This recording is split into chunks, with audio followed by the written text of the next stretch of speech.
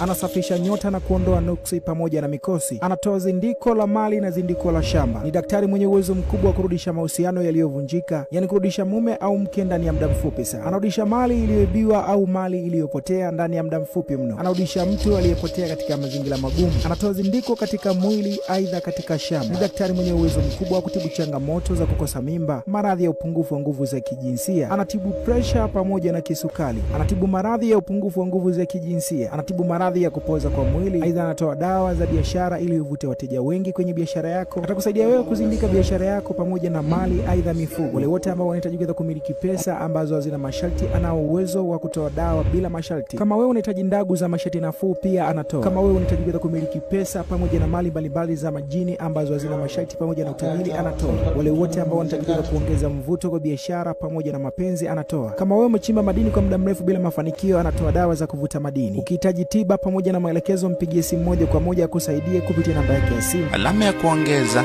254 748 89 5806.